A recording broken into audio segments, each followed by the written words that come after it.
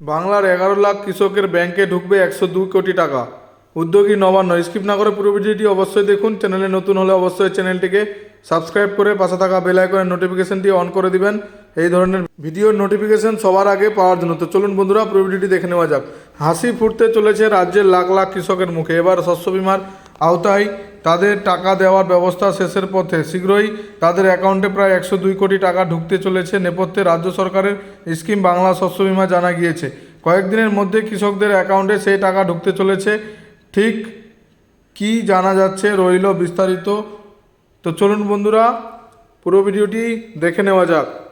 রাজ্যের 11 লাখ কৃষকদের জন্য অনেকটাই স্বস্তির খবর। শীঘ্রই তাদের অ্যাকাউন্টে 102 কোটি টাকা দিতে চলেছেন রাজ্যের মুখ্যমন্ত্রী মমতা বন্দ্যোপাধ্যায়। বাংলা শস্য বিমা প্রকল্পের আওতায় এই টাকা দেওয়া হবে বলে জানানো হচ্ছে।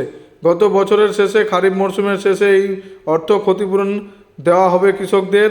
নবান্ন তরফে সরাসরি কৃষকদের ব্যাংক অ্যাকাউন্টে টাকা জানা যাচ্ছে। কৃষকদের ব্যাংক অ্যাকাউন্টে টাকা দেওয়ার প্রক্রিয়া শেষ পর্যায়ে গিয়ে পৌঁছেছে আর এর ফলে ক্ষতিপূরণ দাঁড়াচ্ছে 102 কোটি টাকা। আর যার দরুন নবান্নের তরফে শীঘ্রই এই টাকা কৃষকদের ব্যাংক অ্যাকাউন্টে পাঠানো যাবে জানা যাচ্ছে এমনটাই।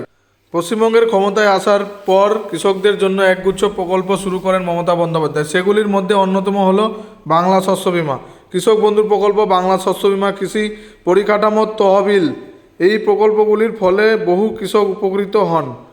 শস্য বিমা প্রকল্প আসলে কি? এক্ষেত্রে কোনো প্রাকৃতিক বিপর্যয়ের কারণে রাজ্যের কৃষকরা ক্ষতিগ্রস্ত হলে তাদের সাহায্য করা হয়। পাশাপাশি কোনো কারণে যদি কৃষক চাষাবাদ না করতে পারে সেক্ষেত্রেও দেওয়া হয়ে থাকে ক্ষতিপূরণ। রাজ্য সরকার কৃষকদের হয়ে এই বিমার প্রিমিয়াম দিয়ে থাকেন।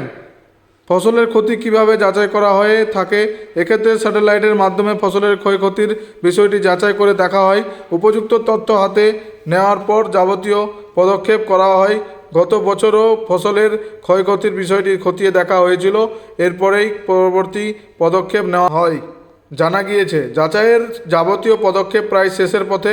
এবার কৃষকদের অ্যাকাউন্টে টাকা ঢোকার পালা। 2023 সালে কত টাকা ক্ষতিপূরণ দেওয়া হয়েছিল কৃষকদের? স্বাভাবিকভাবে প্রশ্ন উঠেছিল 2023 সালে কত ক্ষতিপূরণ এই প্রকল্পের ফলে পেয়েছিলেন বাংলার কৃষকরা। জানা গিয়েছে সংশ্লিষ্ট বছরে 200 কোটি টাকার বেশি ক্ষতিপূরণ দেওয়া হয়েছিল রাজ্য সরকারের পক্ষ থেকে। তা নিশ্চিত করে সোশ্যাল মিডিয়ায় পোস্টও শেয়ার করেন মমতা বন্দ্যোপাধ্যায়। বৃষ্টি কম হওয়ার জন্য যে সমস্ত কৃষকরা ধান রোপণ করতে পারেননি তাদের জন্য এই ক্ষতিপূরণ ঘোষণা করা হয়। 2019 সাল থেকে এই উদ্যোগ চালু করা হয়। রাজ্যের একাধিক কৃষক সরকারি এই উদ্যোগের ফলে উপকৃত হয়েছেন বলে দাবি ওয়াকিবহাল মহলের। পুরো ভিডিওটি দেখার জন্য ধন্যবাদ।